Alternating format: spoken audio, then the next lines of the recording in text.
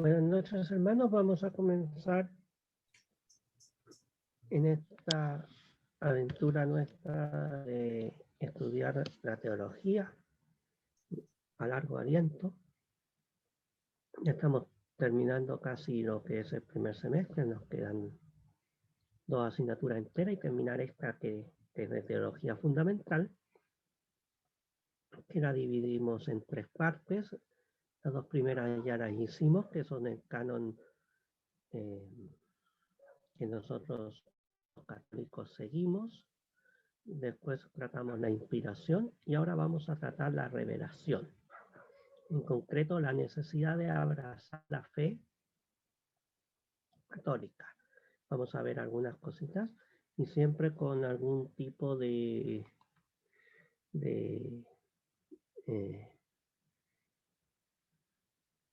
ángulo hacia la parte apologética, que es un poquitito de donde provenimos algunos de los que estamos siguiendo esto. Entonces, vamos a comenzar en nombre del Padre, del Hijo y del Espíritu Santo. Amén. Señor Jesús, te pedimos que nos ilumines, que podamos entender tu mensaje y que ese mensaje nos lleve siempre a amarte y servirte en nuestros hermanos. Dios te salve María, llena eres de gracia, el Señor es contigo. Bendita tú eres entre todas las mujeres y bendito sea el fruto de tu vientre, Jesús. Santa María, Madre de Dios, ruega por nosotros pecadores, ahora y en la hora de nuestra muerte. Amén. Gloria al Padre, y al Hijo, y al Espíritu Santo, como era en el principio, ahora y siempre, por los siglos de los siglos. Amén. En nombre del Padre, del Hijo, y del Espíritu Santo. Amén. Bien, hermanos, comenzamos entonces. Vamos a comenzar a estudiar lo que es directamente la revelación. En el archivo que le pasé, comienzo con una frase que dicen nuestros hermanos separados. Yo no soy de religión alguna, yo tengo una relación con Cristo. Pero, ¿qué es religión?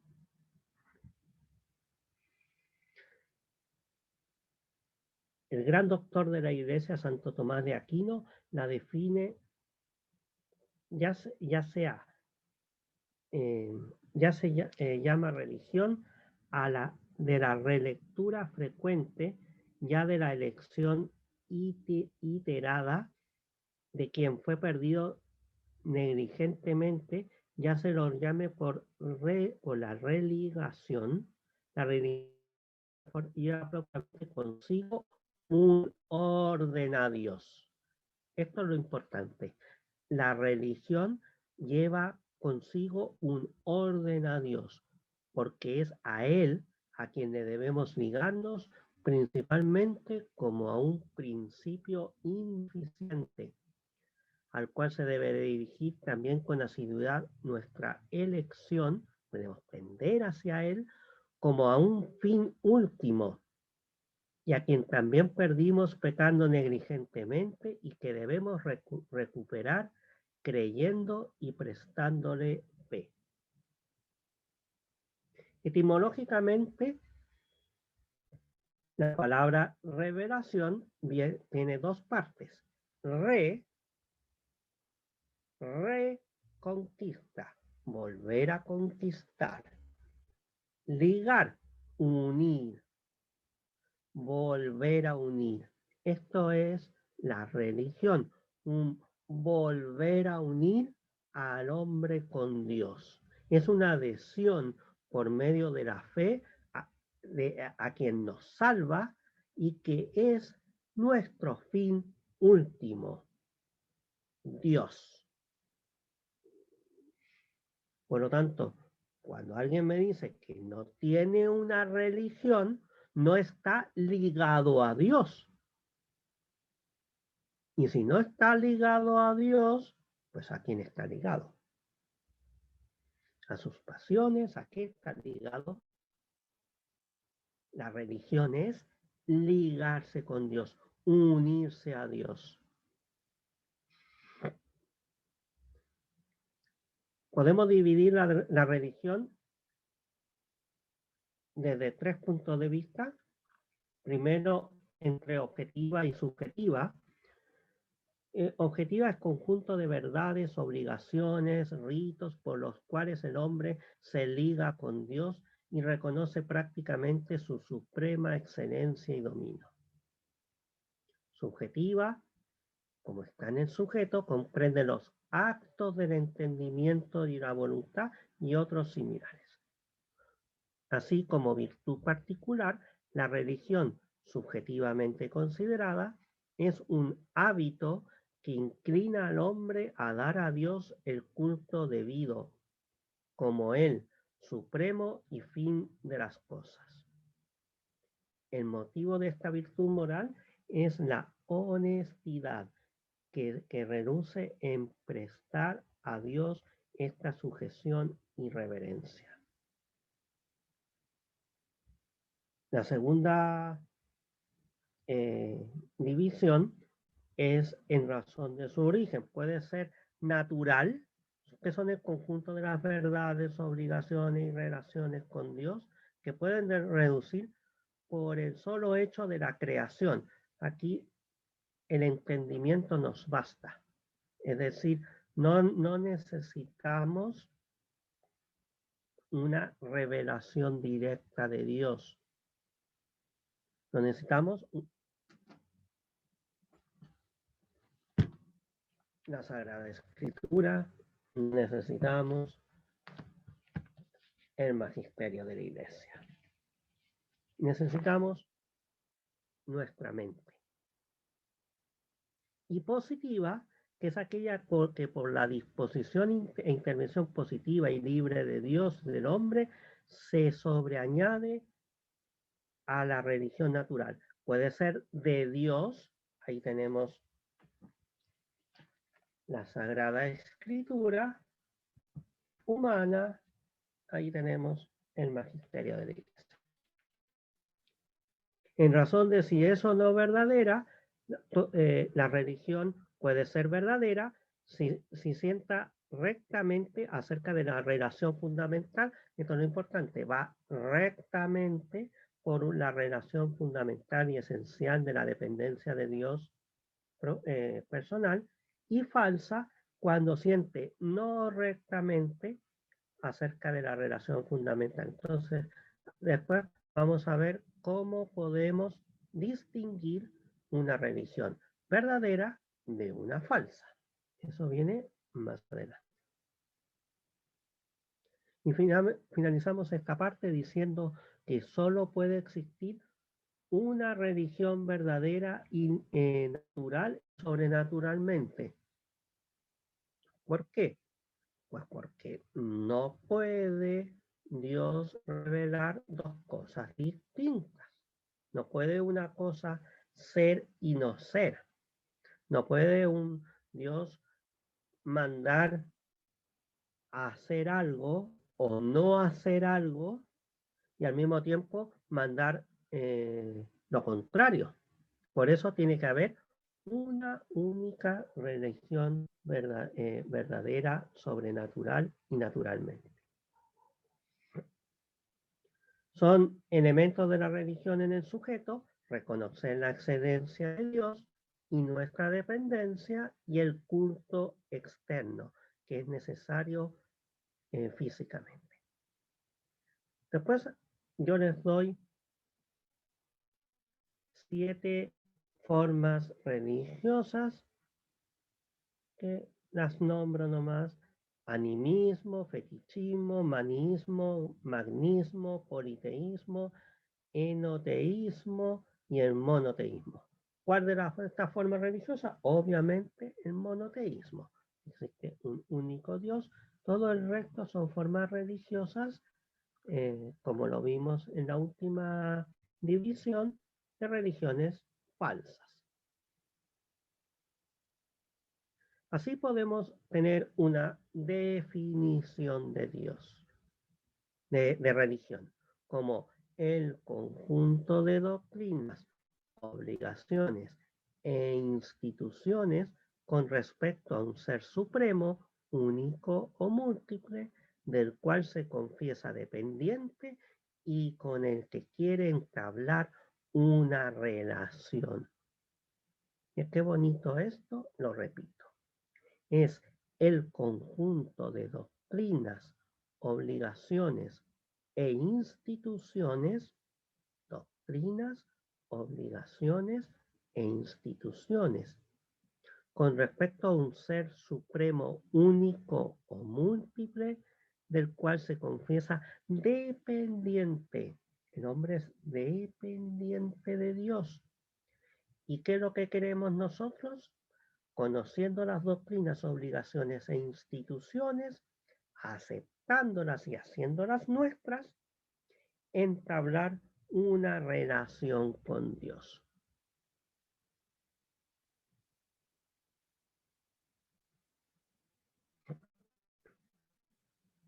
Bueno, aquí hay las conclusiones del estudio comparado de las religiones.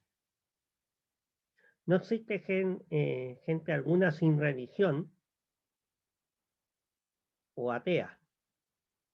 Hay ciertamente algunos que tenían un culto arcano y secreto, y por esto se debe explicar el que algunos viajeros narrasen lo contrario, pues no habían percibido el culto porque lo hacían demasiado daño.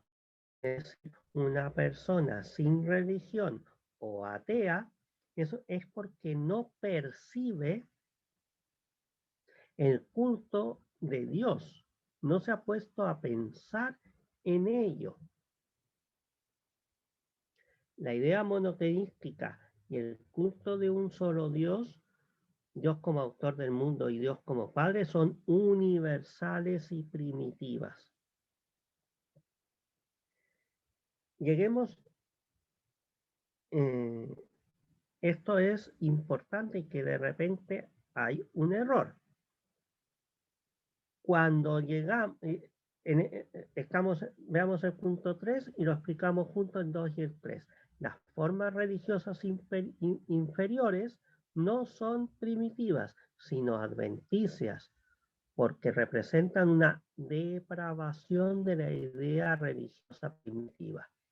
Esta depravación se observa por todas partes, no solo entre gentes primitivas, sino más aún entre gentes cultas, como los griegos, los romanos, y aún en el mismo Israel, inclinado de suyo al politeísmo y entre otras religiones separadas de la Iglesia Católica. Es decir, cuando nosotros nos encontramos con unas formas religiosas inferiores, que son las que yo les dije más arriba, animismo, fetichismo, manismo, magnismo, politeísmo, enoteísmo, ese tipo de religiones que son primitivas son adventicias, porque cuando comienza uno a pensar en una idea religiosa que comienza con el ser humano, porque se sabe creado por Dios, empieza a pensar mal. Es que el rayo es un Dios, es que el mar es un Dios, es que la lluvia es un Dios, etcétera. Le va poniendo la característica divina a lo que no entiende. Nosotros en Chile tenemos un temblor, entonces es un castigo de Dios, etcétera. Un volcán que irrumpe lo mismo, un castigo de Dios. Explico la naturaleza con ideas adventicias que no nacen con el ser humano, adventicias, llegan después. El origen del monoteísmo primitivo está en la naturaleza humana que busca por vía de causalidad y en la revelación primitiva, que es su hipótesis plausible procedimiento científicamente. es importante que vemos que el monoteísmo es lo normal en los seres humanos, y no desde el siglo I, sino desde siempre. Lo que pasa es que, ¿por qué los griegos tenían muchos dioses? Porque los romanos tenían muchos dioses, los egipcios una parte, porque también hay algunos que adoraban a un solo dios. Pues estas personas tienen una depravación de la idea religiosa primitiva. Cuando cuando el hombre se pone a pensar y llega a la conclusión de que estoy aquí por una obra de Dios, pues desde ese mismo momento el hombre es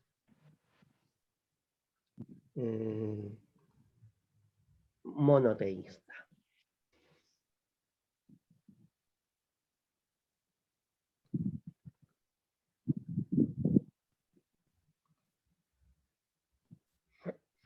Ya. Seguimos entonces avanzando. De lo dicho se sigue la índole racional de la religión, que no es un sentimiento de la noción de Dios como causa y como padre. De aquí el trato personal y racional con Dios en las culturas primitivas se da en la oración para expresar la dependencia omnímoda de Dios, la dependencia total de Dios. Por eso es importante la oración, porque nos ponemos en contacto con el Dios Todopoderoso que nos ha creado.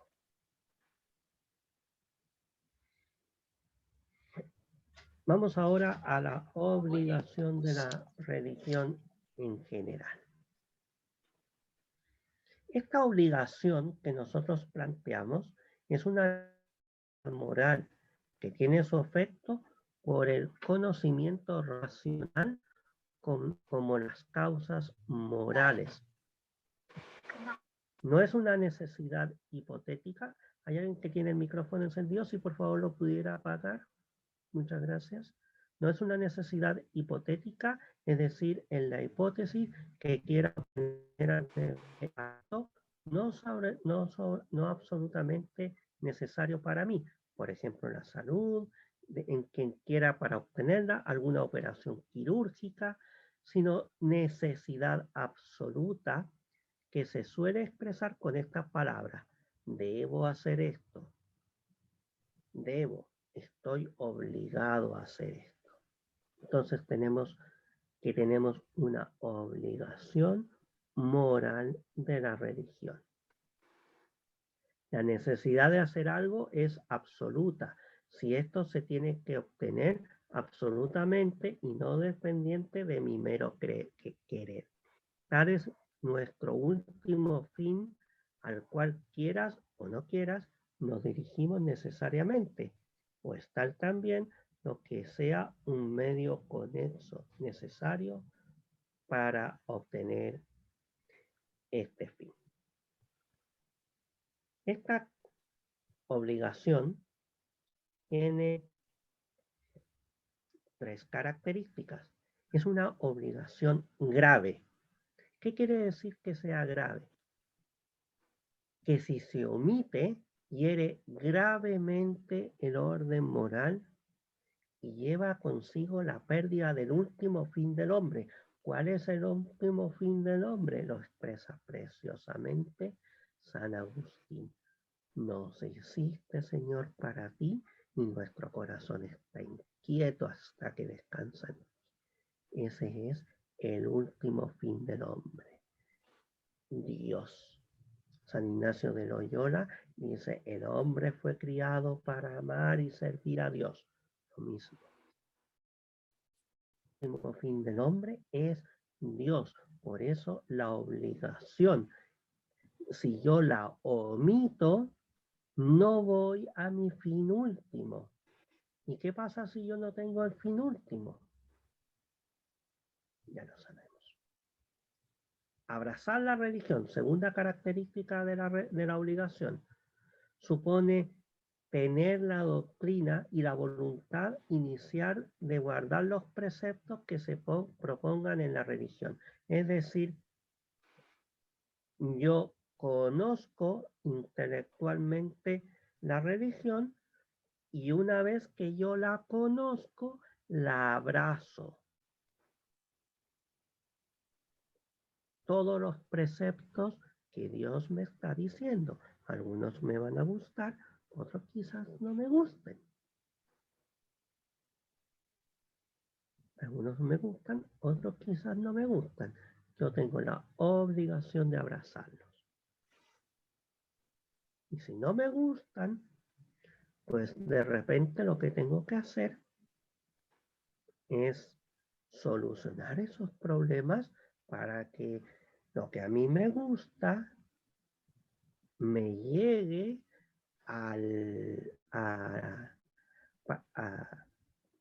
no me obstaculice esta obligación. Por ejemplo, me gusta jugar fútbol y justo a la hora que está el partido, en la misa. Pues, ¿qué es lo que tengo que hacer? Pues voy a misa antes o después, de repente voy a tener que caminar un poco más, qué sé.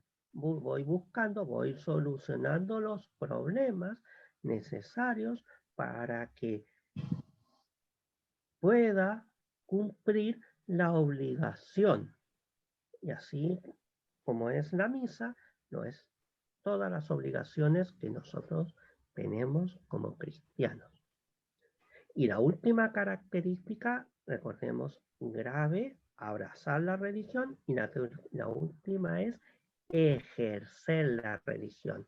Significa una observancia de estos preceptos. Frecuentemente se dice la observancia de los preceptos del culto. Es decir, es una obligación grave, debo abrazarla, y la tercera es ejercer. Por ejemplo, lo que yo les acabo de decir, si voy a ir a un partido de fútbol, lo que debo hacer es buscarme antes o después una hora con la cual yo pueda ir a misa para ejercer la religión. Cuando ahora afirmamos la obligación grave de ejercer y por lo tanto de abrazar la religión, tratamos del conjunto de actos que se ejerce en la religión, incluyendo, sin lugar a dudas, la voluntad inicial de guardarlos, pero sin establecer nada de la obligación de cada caso. ¿Quiénes no creen esto? Pues ateos, panteístas, agnósticos y también algunos filósofos como Kant. Los indiferentistas, hoy día de repente está de moda el agnóstico. Agnóstico es que yo no me pongo a pensar este tipo de cosas. ¿Para qué voy a estar pensando este tipo de cosas? Mejor me pongo a pensar en cosas más provechosas. No tengo para qué estar perdiendo el tiempo en Dios. Pero tienes una obligación grave de abrazar esto. Tienes que pensarlo. Está en juego tu salvación eterna.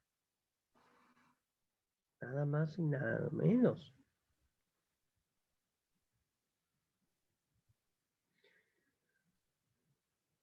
Vamos a probar esto por la razón.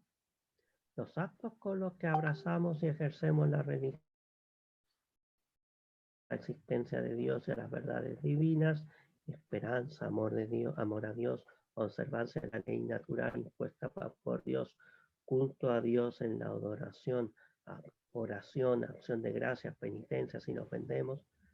Todos estos actos tienen en sí tanta bondad intrínseca y son tan conformes a la naturaleza racional del hombre que la omisión de estos actos en su conjunto rompe cierta y gravemente el orden moral y por tanto Dios Santísimo no puede dejar en absoluto de quererlos, mandarlos y ciertamente bajo la pérdida del fin último. Luego el conjunto de estos actos y sin duda el mismo abrazar la religión es gravemente obligatorio.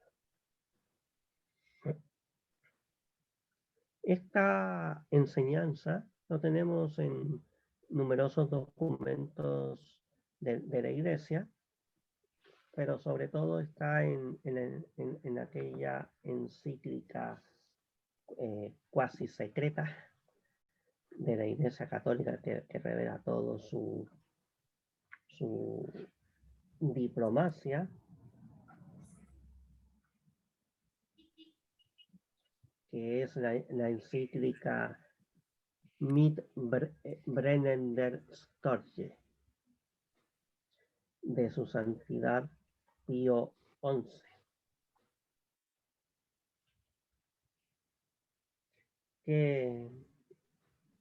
¿Por qué esto?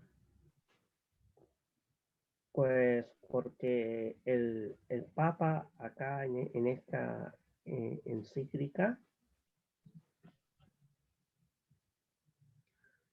nos habla. Dame un segundo, déjeme confirmar que sea la encíclica.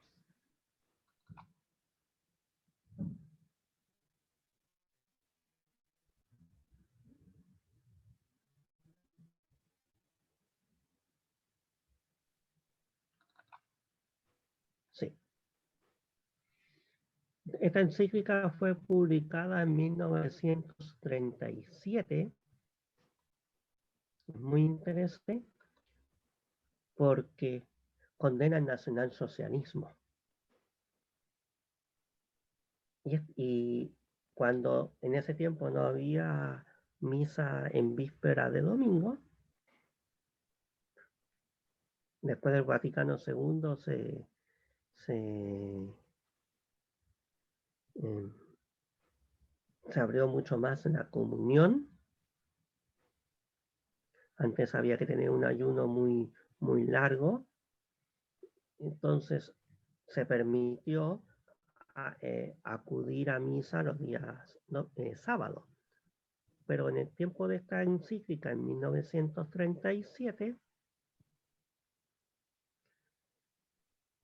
se lee en todas las iglesias, en vez de la homilía, se lee en Alemania.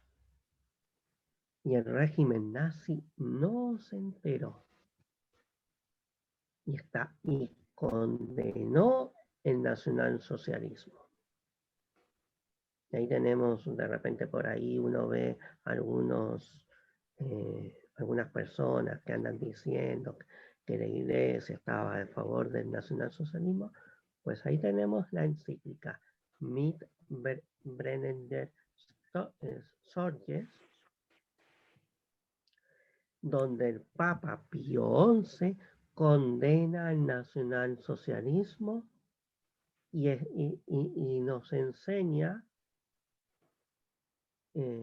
lo que estamos estudiando acá, que el hombre está obligado a abrazar la religión. ¿Alguna consulta?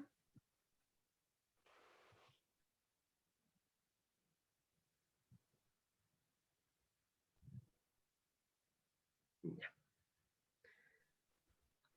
Seguimos entonces. Y ahora vamos a ver el culto externo. Ya en tiempo de hacían un culto externo. Y esto lo vemos, por ejemplo, entre otros textos, en 2 de Samuel 6:5. ¿Qué dice aquí el autor sagrado? David y toda la casa de Israel, o sea, no solo David, toda la casa de Israel bailaban delante de Yahvé con todas sus fuerzas, cantando con cítaras, arpas, adufes, sistros y cimbarillos, en castellano castizo, en una procesión. Esas procesiones que tenemos los católicos, pues el rey David iba en esa procesión.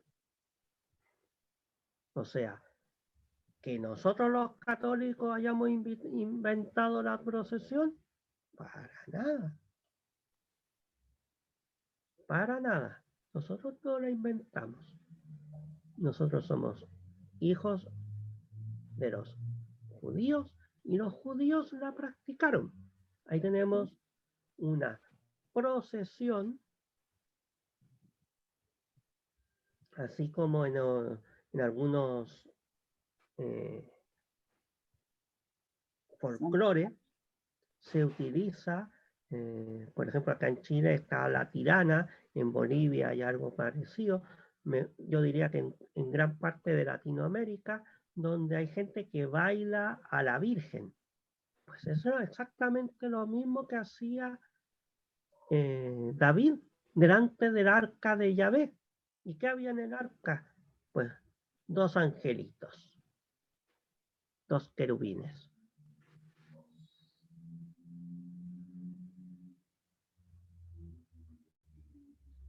Ahora lo probamos con la razón. La naturaleza del hombre es tal que los sentimientos se unen con las manifestaciones externas, ni se pueden ocultar durante mucho tiempo, a no ser que de propósito se emplee una diligencia suma. O sea,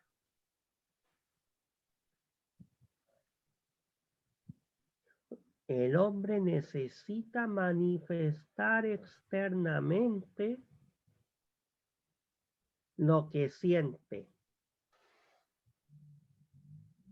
Si nosotros estamos casados y nuestro cónyuge no se acerca a nosotros, o nosotros tenemos unos hijos y no nos acercamos a nuestros hijos y le damos un beso, todo eso empieza como a entibiarse el cariño. Por el contrario, descuidado el culto externo, poco a poco disminuye y se extingue el culto interno. Eso es lo que pasa hoy en día, por ejemplo, en Suecia, donde gran parte, donde el catolicismo prácticamente no existe. Ahora vi una linda noticia de un pastor pentecostal que se convirtió sueco, pero el catolicismo en Suecia prácticamente no existe. Entró protestantismo en forma casi completa. ¿Y qué pasa cuando hay eso? Pues hoy día Suecia es uno de los países más ateos que hay. Eso pasa generalmente en los países nórdicos protestantes, donde han descuidado el culto externo y consecuentemente poco a poco el culto interno se va disminuyendo. Quizás en mí no, pero sí en mis hijos. Por eso es tan importante el culto externo. El hombre tiene todo en Dios, no solo según el alma, sino también según el cuerpo. Y según todo lo que es, debe servirle y prestarle reverencia.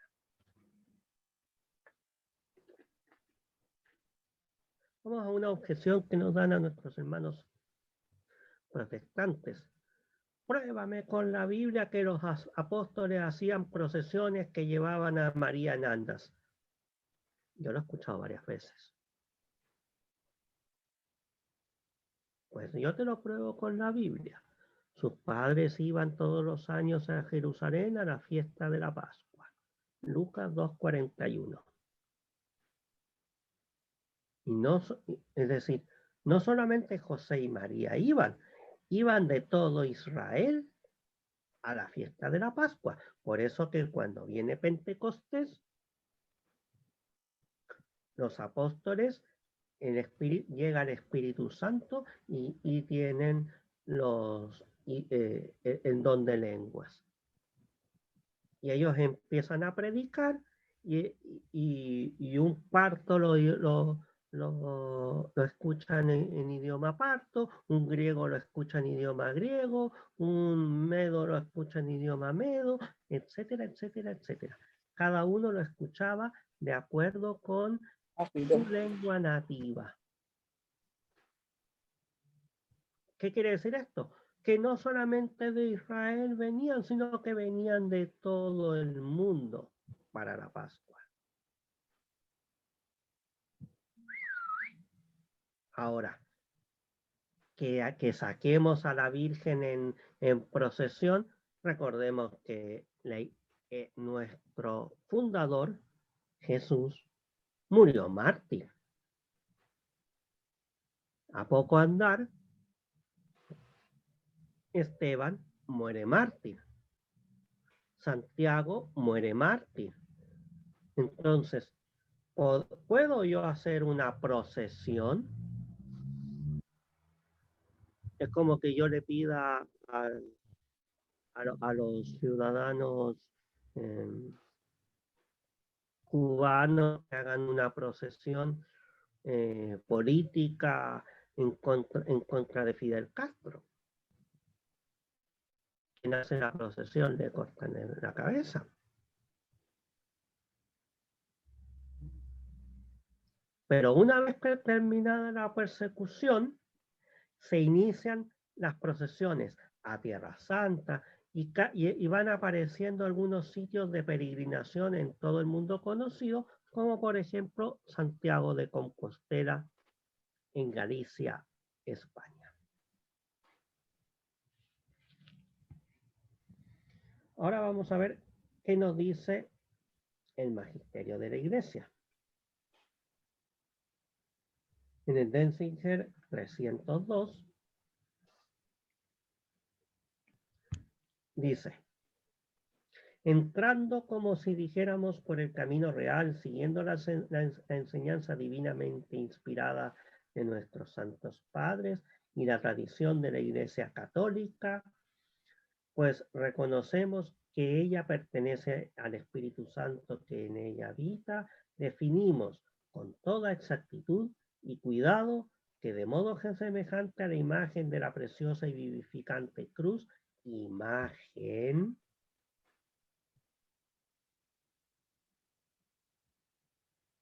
tanto las santas imágenes, tanto las pintadas como el mosaico o de otra materia conveniente en las santas iglesias de Dios, en los sagrados vasos y ornamentos, en las paredes y cuadros, en las casas, caminos, la de nuestro Señor y Dios y Salvador Jesucristo, de la Inmaculada Señora, nuestra Madre de Dios, de los preciosos ángeles y de todos los varones santos y venerables, o sea, las imágenes de los santos. Nos está hablando de la imagen de la cruz, nos está hablando de la imagen de Cristo, nos está hablando de la imagen de María, nos está hablando de la imagen de los santos. Este es el segundo concilio de Nicea, que es el séptimo ecuménico celebrado en el año 787 contra los iconoclastas. Y mire, termina acá, que yo lo puse en negrita, y el que adora una imagen, adora a la persona en ella representada. Eso es lo que nosotros hacemos cuando vamos ante San Antonio de Padua y nos arrodillamos delante de su imagen y le decimos: San Antonio de Padua, ayúdame en esto, en esto, en esto. El que adora una imagen, adora a la persona en ella representada. ¿A quién estoy adorando? Estoy adorando a Cristo. Y le estoy pidiendo la intercesión de los santos, de San Antonio de Padua, de la Virgen. Entonces tenemos que la Santa Iglesia Católica desde siempre ha tenido procesiones. Una cosa es que no sean las procesiones como las que hay ahora. Es como que nuestros hermanos protestantes nos quieran decir, a ver, ¿dónde está un programa de televisión del siglo I? Si no existía la televisión, como me están pidiendo un programa de televisión. Entonces hay que ver qué es lo que estamos hablando para ver entonces las imágenes en la iglesia son queridas y se le da el culto externo, que es lo que nosotros estamos ahora tratando. Nosotros le damos el culto a la imagen de San Antonio de Padua, le damos el culto a la imagen de la Virgen de Fátima, etcétera. Le damos un culto externo. ¿Y qué es lo que hacemos, qué es lo que hace un católico normal? Un católico normal ve a San Antonio de Padua, que le tiene mucha devoción, porque San Antonio de Padua le ayuda, entonces empieza a investigar un poquitito cómo fue la vida de San Antonio de Padua. Y después empiezo a imitar sus virtudes. A ver, San Antonio de Padua amaba a Dios de esta manera, hizo tal cosa. Ah, voy a hacer lo mismo. Que es lo que le pasó a San Ignacio de Loyola cuando en su conversión él pedía libros de caballería y en vez de traerle libros de caballería, que eran los que él quería, le trajeron libros de vidas de santos. San Francisco hizo esto, yo también quiero hacer esto. Santo Domingo hizo esto, yo también quiero hacer esto. Esa es la importancia que tienen la vida de los santos para los católicos, que nosotros podemos acudir a un San Ignacio de Loyola y decir ¿cómo debo yo actuar ante esto? Ignacio, ayúdame. Entonces yo leo la vida de San Ignacio y me doy cuenta de que San Ignacio, por ejemplo, nos enseña a discernir los espíritus. Qué lindo método para alcanzar la santidad. Voy a discernir los espíritus. Algunos pueden ser un poco más violentos. Por ejemplo, en pleno invierno, San Benito tenía una tentación de castidad y en pleno invierno se quita la ropa y se tira un lago prácticamente congelado. Y ahí se refrescó, se le terminó la tentación de la castidad. Es un poco más violento. Pero cada uno el Espíritu Santo les va a decir. Por eso es importante la lectura espiritual, el conocer vidas de santos, porque los santos nos van iluminando. Por eso la iglesia nos pone como modelos. No porque el santo sea un Dios, que no lo es, ni siquiera la Virgen María, porque con el poder que uno que tiene, uno la quiere tanto, que a veces pudiera pensar de que ha sido demasiado devoto. No, nunca. Nunca bastante, decía San Bernardo con la Virgen María. Nunca satis, en las palabras latinas del santo. Lo mismo pasa con todos los santos, todos los santos. Entonces, tenemos que buscar el santo que a nosotros nos ayude a ir a Cristo y vamos conociendo su vida.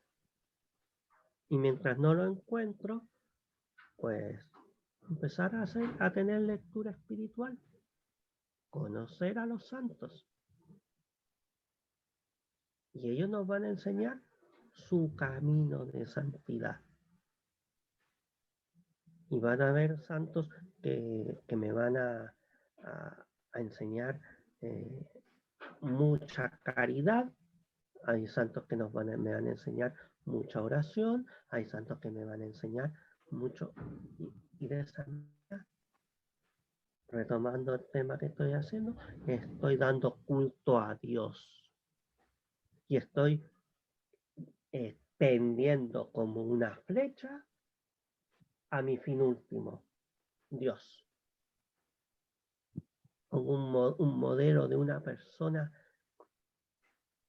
pecador como yo, con defectos como yo, y tiendo hacia Dios. Ya, vamos entonces con la última página de lo que le pasé. El hombre está obligado a investigar en una religión positiva que se le ofrece con apariencia de verdadera y como una manifestada prescrita por Dios para él. Y aquí vamos a tratar directamente lo que nos dice el magisterio de la Iglesia. Vemos la encíclica Qui Pluribus, 1637,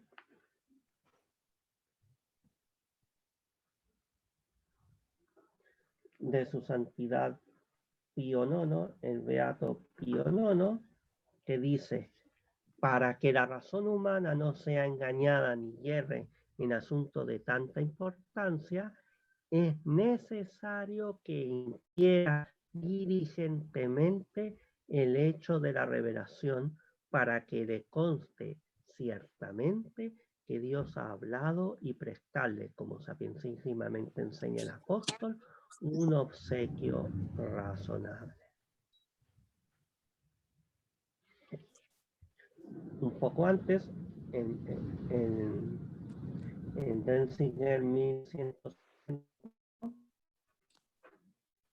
del Papa Inocencio XI, donde trata errores varios en materia moral, condenados por el Santo Oficio, dice: el infiel está obligado a inquirir ante la duda. Recordemos que Dios quiere que todos los hombres se salven y lleguen al conocimiento de la verdad. ¿Por qué está obligado? Porque Dios quiere que nosotros nos salvemos. Pero Dios, que te redimió sin ti, dice preciosamente San Agustín, no te salvará sin ti. Quiere que le pongas ojo. Quiere que le pongas ojo. Quiere que quiere que busques. Quiere que busques la verdad. Después, el Concilio Vaticano I dice: cuando Dios revela, estamos obligados a prestarle por la fe la plena obediencia del entendimiento y de la voluntad. Aquí no es un texto definitorio, por lo tanto podemos decir, hermanos, que lo que hemos tratado acá es doctrina católica. ¿Por qué doctrina católica? Porque se encuentra en encíclicas papales. Doctrina católica.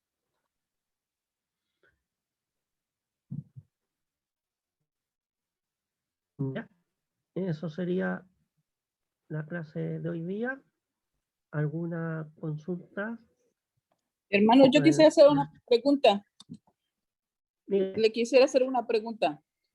¿Por qué está permitido que ahorita en las iglesias ya no haya santos? Yo me acuerdo que antes habían santos en todas las iglesias y yo pregunté y me comentaron que las prohibieron, que las guardaran, que cuando hubiera determinado, festejo de algunos lo sacaran. Pero me acuerdo que antes se habían todos los santos, estaban en las iglesias, ahora nada más está el crucifijo y la Virgen María y José, pero ya no hay santos. qué suerte tienes tú, y a Es la que voy yo no está San José. Hay una imagen de la Virgen y el crucifijo que está más alto. Pues yo le puedo decir, en Chile en el año 2019 hubo una revuelta social y se quemaron varias iglesias, así de sencillo, las quemaron.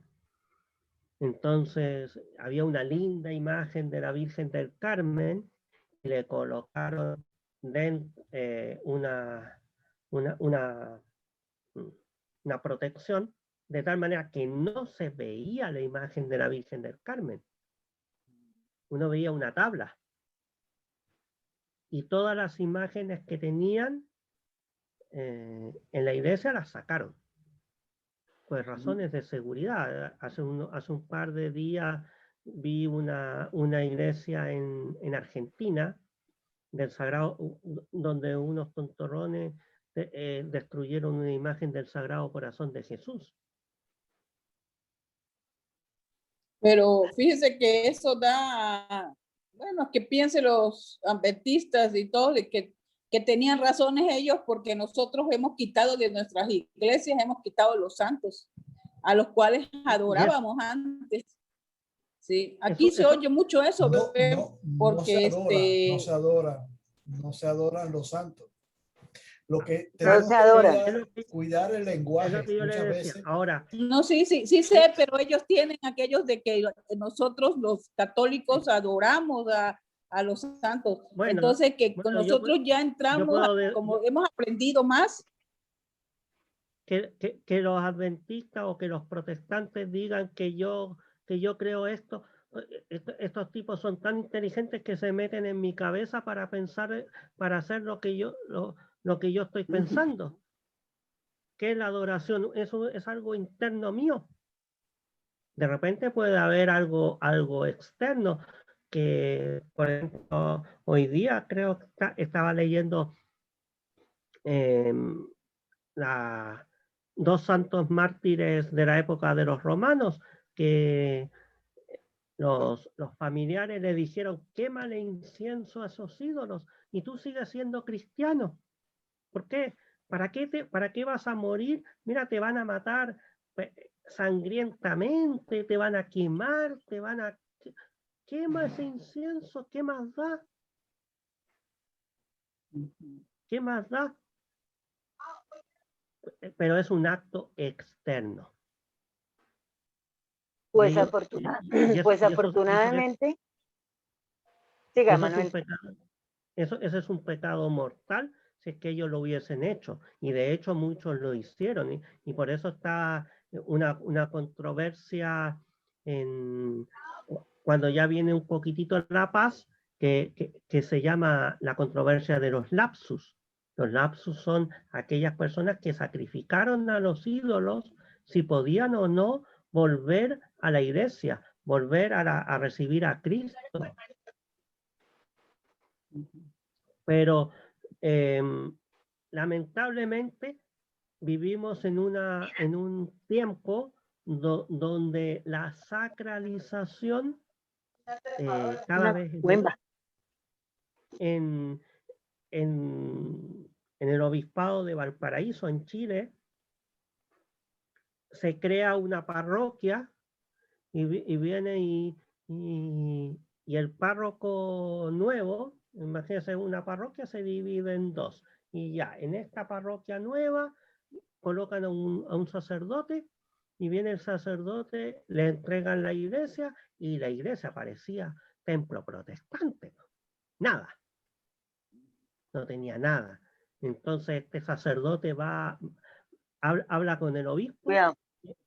y el obispo le dice, mira, anda al seminario y en el Tráigala. seminario habla con el rector del seminario y ahí hay una bodega con un montón de santos y llévate el que quieras. Agarró y vio un soldado romano y dijo, voy a tomar este, y se lo llevó a la parroquia. Y ahí está que ahora es tiene mucha gente que va para allá solamente a ver esa imagen. Es una imagen que está perdida en una bodega. Y que de repente en las iglesias las imágenes están perdidas, pero también hay que ver el dolor, por ejemplo, que yo sentía en el año 2019, cuando yo veo que entran a una iglesia y sacan un crucifijo y lo ponen en el medio de la avenida principal de Santiago y le prenden fuego. Entonces, y hoy en día esos angelitos los quieren no solamente liberar porque están en la cárcel, quieren hacerle una ley de indulto, sino que quieren pagarle una pensión por los buen niños que han sido. Entonces, ¿en qué estamos pensando? Entonces, hay que tener un justo medio, protección de las imágenes, pero también exponer las imágenes, porque ven lo que yo les decía hace un rato, cuando no tenemos el culto externo, el culto interno empieza a bajar, a bajar, a bajar, a bajar, y nuestra piedad empieza a bajar, Pues nuestra piedad. yo les quiero contar algo. Yo vivo Dígame. en un pueblo, o sea, yo vivo en Colombia, en un departamento que se llama Santander. La capital de Santander es Bucaramanga, pero yo vivo en un pueblo que queda a 10 kilómetros de Bucaramanga. Nosotros tenemos como templo una basílica menor que se llama Señor de los Milagros. Y yo les puedo decir que es un templo hermosísimo y nosotros tenemos muchísimas imágenes. Afortunadamente, el Señor de los Milagros, como su nombre lo dice, tiene la fama, por decirlo de alguna manera, de ser realmente muy milagroso. Entonces, este es un sitio de romería, ¿sí? De romería. Aquí nosotros, como el culto para él es el 14 de septiembre, entonces nosotros acá todos los 14 de cada mes tenemos misa especial a las 3 de la tarde para el Señor de los Milagros. Aparte de eso, pues la Virgen en diferentes advocaciones, San Martín, y a pesar de ser una basílica, la basílica se llama Señor de los Milagros, pero el templo se llama San Juan Bautista. Y tenemos obviamente a San Juan Bautista en la cúpula de la iglesia, entonces nosotros tenemos muchas bendiciones por eso.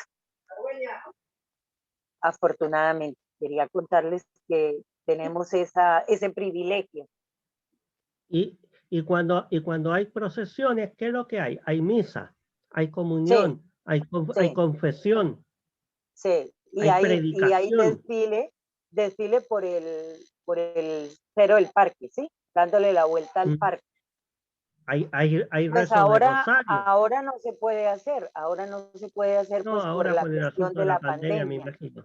Pero de todas Pero maneras, sí hay cada hora. como antes Pero eran eso, más espaciadas las ¿qué Eucaristías, pero ahora hecho como la hay poca gente jerarquía que puede en entrar, eso? entonces ¿En, esto es cada hora la Eucaristía. en qué se aprovecha cada uno de estos? Nuestros pueblos latinoamericanos somos muy dados a las procesiones. A mí personalmente no me gustan las procesiones mucho. Pero los pueblos latinoamericanos somos muy dados a las procesiones.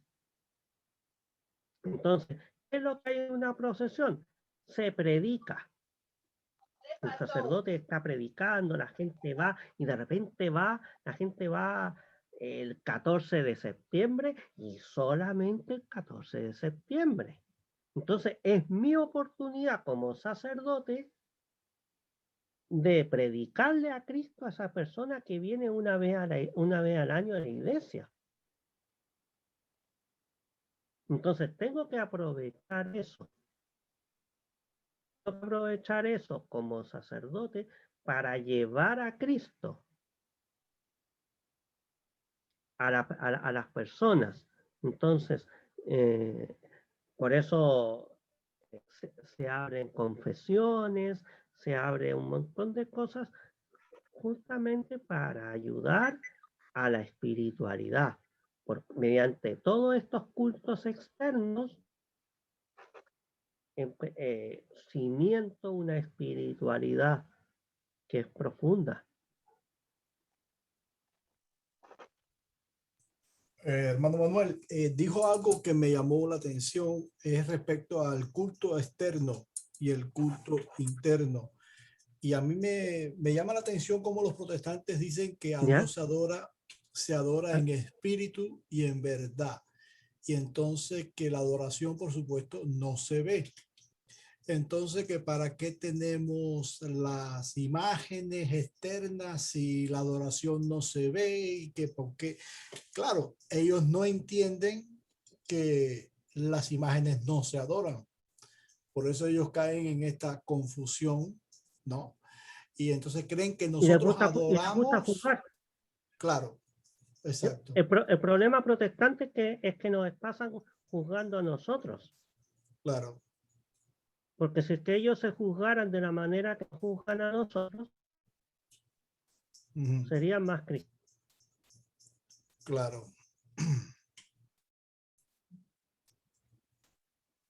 Abra su micrófono, hermanita, lo tiene apagado.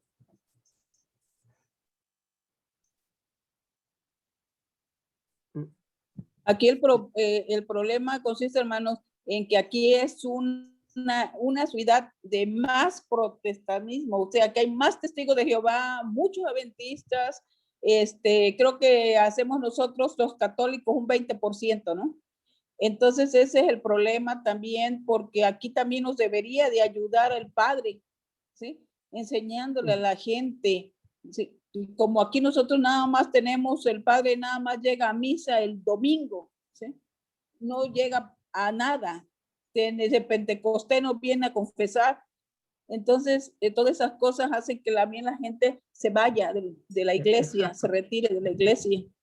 Entonces, ¿sí? Entonces, ¿qué es lo que podemos hacer ante eso nosotros como laicos? Nosotros como laicos tenemos una solución y que yo estoy seguro que usted la utiliza, hermana.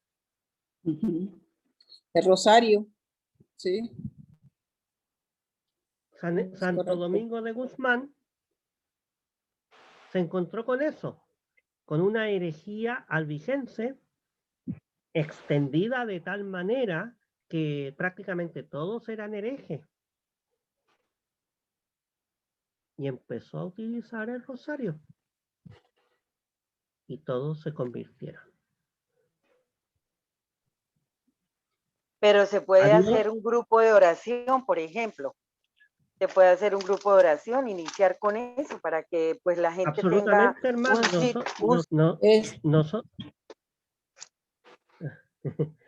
nosotros, hermana, por si acaso, si usted quiere, nos estamos juntando todos los días, más o menos, cada país es distinto, 6, 7 de la tarde, 11, 12 de la noche, a rezar el rosario y queremos un poco más, nos encantaría tener más o menos al mediodía que hubiera un rezo de rosario más. Eso lo estamos haciendo en un grupo. Si usted o alguien que está escuchando quiere incluirse en un rezo de rosario, de repente no todos los días, de repente algunos días de la semana, pues nosotros lo estamos haciendo. Nosotros lo que estamos... Si nosotros como laicos podemos hacer. Yo lo que estoy haciendo, hermano, y usted sabe, nosotros visitamos. Hemos visitado a las personas que se han alejado de la iglesia, con el grupo en el que estoy, los hemos visitado, hemos ido a hablar con ellos en su casa, a tratar de regresarlos a la iglesia católica, ¿no? Ha sido una labor muy titánica, pero ahí vamos, hablándoles y todo, enseñándoles. Para eso justamente ayuda de repente estos tipos de clases que nos pueden ir enseñando algunas cosas para poder ocuparla en eso, porque Dios quiere nuestro apostolado. Sí. Esto lo que les voy a decir es original mío, yo no lo he escuchado en ninguna parte.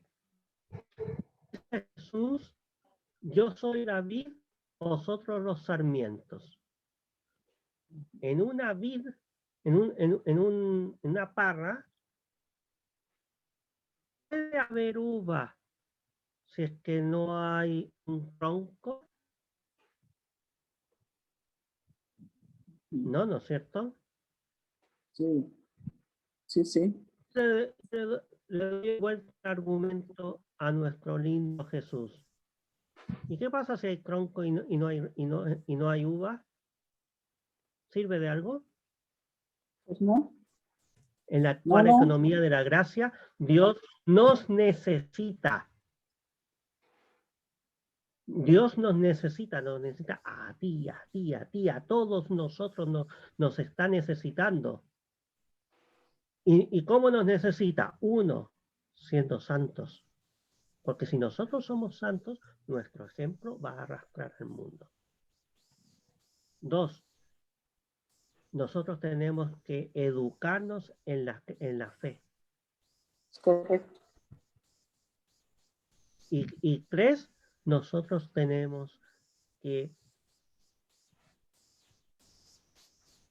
rezar. Sí. La Virgen y unidos a la Virgen María,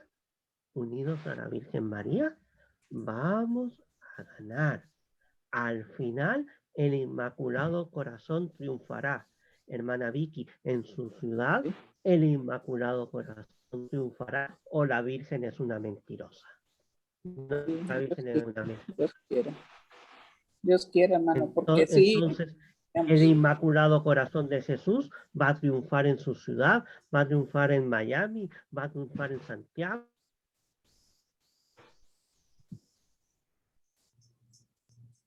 Se le corta, necesita a nosotros. Porque Dios podría enviar unas gracias impresionantes como la envió sobre el apóstol San Pablo. Pero Dios no suele hacer eso. Dios nos quiere a nosotros. Dios nos quiere a nosotros y con nuestro ejemplo principal y con nuestra predicación convertir las almas. Y ahí tenemos a la Santísima Virgen María, ahí tenemos el Sagrado Corazón de Jesús. Daré las gracias para convertir las almas. Hasta los corazones más endurecidos los convertirás. Dios quiera, hermano. Entonces, ¿tenemos el corazón de Jesús? Entonces, cuando nosotros estemos y el otro está duro como una piedra, que no lo podemos convencer, Jesús, yo no pude. Te toca. Tú dijiste que darías las gracias para convertir. Te toca. Yo estoy haciendo mi trabajo. Ahora te toca a ti. Y ahora, muchas veces el Señor que nos ama y que sabe que somos unos soberbios, no me los va a convertir. Pero de repente, hermana Vicky, usted no va a convertir en su ciudad, pero en África se va a convertir una persona porque usted es santa en su ciudad. Y eso no lo va a ver usted. Y de repente va a llegar al cielo y va a ver un negrito africano y, y se le va a acercar y le va a dar un beso en el cielo y decirle, gracias, estoy aquí por usted. Y usted va a decir, pero ¿cómo por mí si yo nunca te prediqué? No nos olvidemos que Santa Teresa del Niño Jesús y San Francisco Javier son los dos patronos de las misiones. Uno que sudó dando vuelta por el mundo entero y otra que no se movió del Carmelo. ¿Cómo puede una monja carmelita ser patrona de las misiones? Y eso es lo que nosotros debemos hacer. Predicar a Cristo. De repente no vamos a ver el resultado. De repente no lo vamos a ver. Pero vamos a ver a un chinito en el cielo que se nos va a tirar al cuello y nos va a decir gracias. Por ti me salvé. Porque así es el cuerpo místico de Cristo. Somos un cuerpo. Mi hermana tiene apagado el micrófono. Sí, pero fíjese que aquí he empezado yo hasta enseñarles a rezar el rosario, a darles cómo es el rosario para que lo lean, ¿sí? Para que aprendan, porque algunos no sabían rezar el rosario, más no sabían qué decir, qué contestar. Entonces, todo eso se les está enseñando. Y ve usted, hermano, que a mí me da gusto verlos cómo van adelantando, pues van echándole ganas algunos, hasta los que supuestamente son los ministros de ahí, ya se acercaron, oye hermana, queremos que nos enseñe, queremos que ya di una plática de Pentecostés a todos ellos, o sea, eso es bueno porque ellos saben nada más lo mínimo, sí, que es lo que les enseñó el Padre, sí, de ahí ellos ya no siguieron aprendiendo, no son de las personas que se meten y que como uno, ¿no? Que le da curiosidad y se mete a investigar. Ellos no, ellos se limitaban nada más a escuchar al Padre lo que les decía. Y cuando yo era borracho, cuando yo era católico, era borracho y era esto, era esto, era esto, era esto. Y practicaba la religión, leía la escritura. No deseo ni interpretar, hermano. Empezaba a hacer rosario. Entonces, tan católico no era. Tan católico no eras. Por eso se los han llevado. Ahora nosotros somos un conjunto de pecados pero bueno, ¿qué le vamos a hacer? Veamos la iglesia primitiva. El mismo Señor eligió a Judas entre los diáconos. Existe la tradición que uno de los diáconos que están en la Biblia, en los Hechos de los Apóstoles, apostató. El matrimonio también que nos narran los Hechos de los apóstoles, le andan ocultando los bienes a los apóstoles. No se les exigía, pero ellos ocultan los bienes. No le quiero entregar todo a los apóstoles. No vaya a ser que me pase algo. Entonces, somos unos inconstantes, somos unos pecadores y necesitamos a Cristo. Y necesitamos a Cristo. Y qué pena, me aparté de la Iglesia Católica porque en la Iglesia Católica había gente mala. Como era la canción de Arjona de Jesucristo, verbo no sustantivo, que dice algunas tonterías, pero por ahí dice, en mi barrio la más piadosa era doña Carlota, hablaba de Dios, pero me pinchó más de 10 pelotas. Sí, pues. Y eso es lo que pasa, que nosotros en nuestra vida privada dejamos de ser cristianos. Y empezamos a ser cristianos cuando entramos a la iglesia. No. Tenemos que ser como San Pablo. Para mí la vida es Cristo. Vivo yo, no yo, es Cristo quien vive en mí. Mientras eso no lo digamos en verdad, estamos tonteando.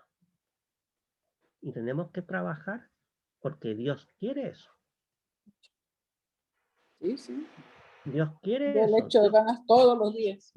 Dios quiere que para nosotros la vida sea Cristo. Dios quiere eso. Y para eso la oración personal, la lectura espiritual, lo que yo le decía, la lectura de un libro de vida de santos, un libro de ascética, la Sagrada Escritura, el Santo Rosario. Son las armas que nosotros tenemos. Bueno, ¿y para qué decir? Los sacramentos, principalmente la Eucaristía. Sí, pues. Hay un libro que yo no lo he leído, que es la vida de un santo, obispo español, pero el título es muy hermoso. El obispo del Sagrario abandonado. Cuando pasamos frente a una iglesia, ¿habrá alguien haciéndole oración al Señor?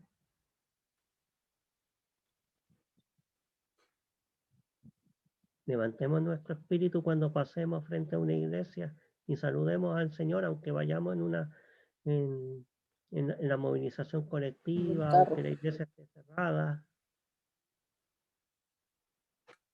y visitémoslo. Hagamos un acto de amor.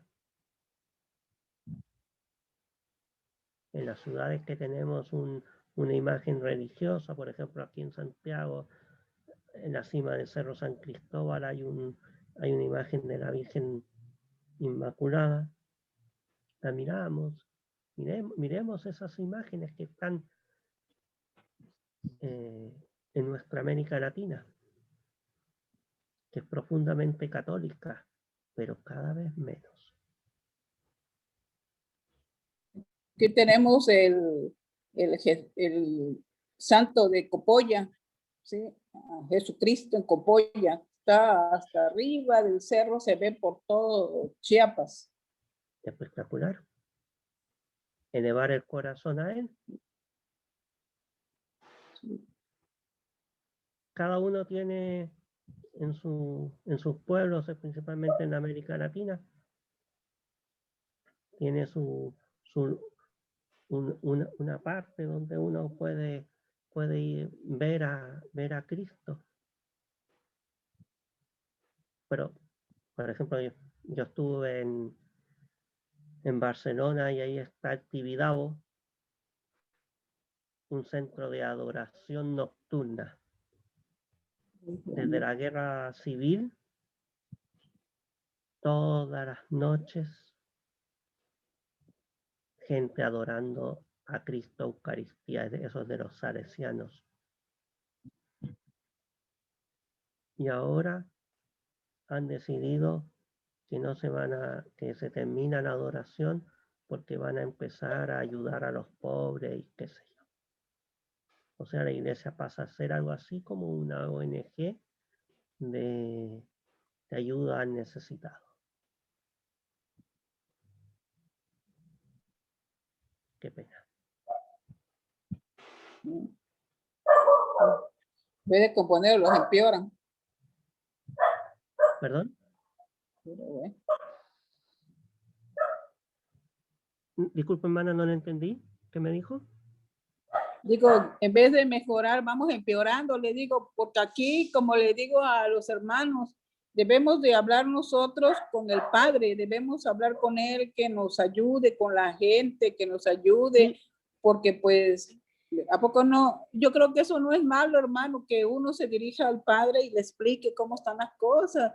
Si Él nada más llega una vez a la semana, pero debe de hermana, hacer. Hermana, ahí a mí personalmente me da mucho ánimo que cuando San Francisco de Asís, en plena Edad Media, le presenta la regla de los frailes menores al Papa de la época, ¿y qué había él? ¿Y qué tenía esa regla de San Francisco de Asís? Extractos de este lindo libro. No tenía nada que no tuviera este libro. Nada personal de él. Si alguno quiere ser mi discípulo, que venda todo, délo a los pobres, y luego ven y sígueme. Y lo pone como regla. El que tenga 2 túnicas, que venda una y que la dé a los pobres. Y va poniendo un montón de versículos, sobre todo del Evangelio. ¿Y qué le dijo el Papa? El Papa. Esto es imposible de vivir.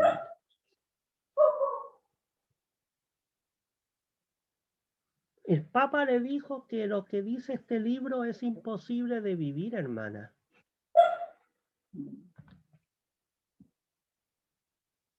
Y San Francisco le dijo, ¿me va a decir usted, su santidad, que lo que nos dijo Jesús es imposible de vivir? Nosotros tenemos un grupo que sí los queremos vivir y venimos a esta sede para vivirlo, para que usted nos autorice a vivir esto. Y el Papa cayó en la cuenta de la tontería que había dicho.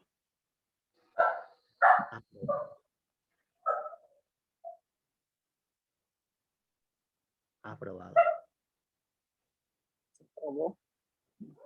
Entonces, y en ese mundo donde es imposible vivir el Evangelio, ¿qué hizo Dios? 2 santos que cambiaron todo Occidente. San Francisco de Asís y Santo Domingo de Guzmán. 2 santos. ¿Qué le cuesta a Dios mandar 2 santos?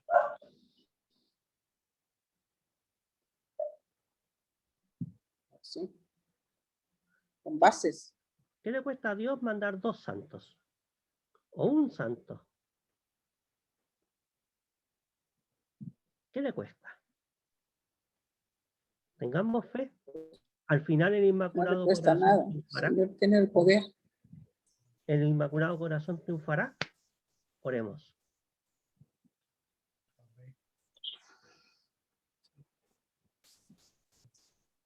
Entre las otras personas que las veo en la sala, ¿alguien quiere hacer algún comentario?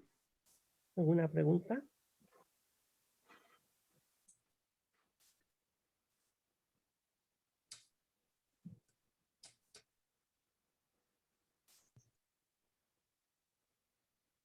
Bueno, el hermano Luis ha hecho algunos comentarios muy bonitos. Es decir, debemos ¿Hay volver algo que está al escrito por origen. acá? Vamos a ver.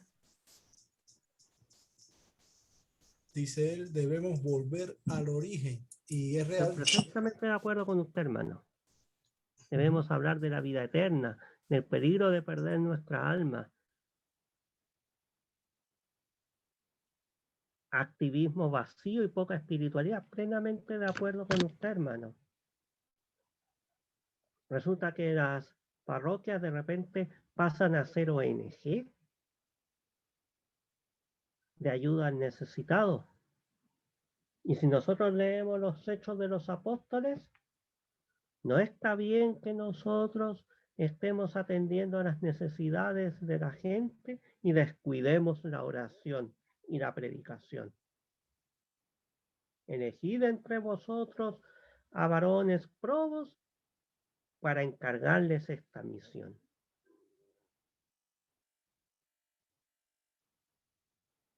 Y ahí se hicieron los diáconos.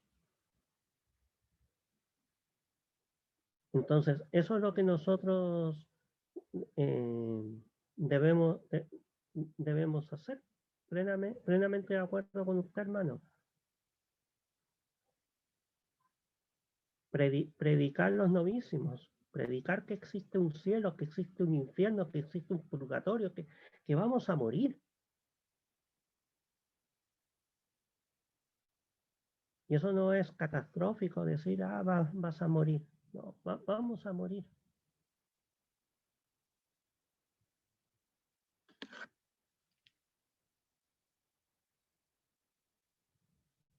Gracias, hermano.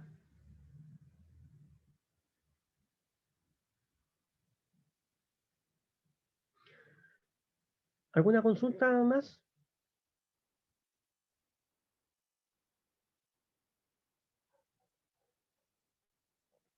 Bueno, vamos a rezar. En nombre del Padre, del Hijo y del Espíritu Santo. Amén. Señor Jesús, te damos gracias por esta clase que nos has concedido tener. Te pedimos que nos impulses, que llenes nuestro corazón de tu amor, el amor del Sagrado Corazón de Jesús, y que ese amor nos lleve a la santidad, que es nuestro objetivo. Bajo tu protección nos acogemos, Santa Madre de Dios. No deseches las súplicas que te dirigimos en nuestras necesidades. Antes bien, líbranos siempre de todo peligro, oh Virgen gloriosa y bendita. Esta es la oración más antigua que se conoce a la Virgen María. Hay un papiro del año 250, es decir, mucho antes de Constantino, donde se le dice Santa Madre de Dios. Se le dice que Madre de Dios, se pone a su protección, se le dice Virgen. Esa era la iglesia primitiva, hermanos, amante de la Virgen. Y eso, lo que nos dice el hermano Luis, es lo que debemos hacer, la iglesia primitiva. Volver siempre a nuestros orígenes, sin dejar todo lo que maravilloso que ha pasado en estos 20 siglos. Hay algunos muy preocupados de que después del Vaticano II todo es malo. Hay otros que andan de la misma manera, antes del Vaticano II todo es malo. No, Cristo dijo, yo estaré con vosotros todos los días hasta el fin del mundo. Es decir, antes del Vaticano II y después del Vaticano II. Siempre va a estar con nosotros.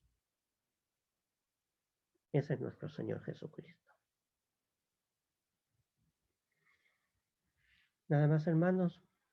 Muchas gracias por su asistencia, hermano Jorge Luis, especialmente gracias por otorgarnos esta posibilidad de la clase aquí por vía Zoom. Ok. Bendiciones, hermanito.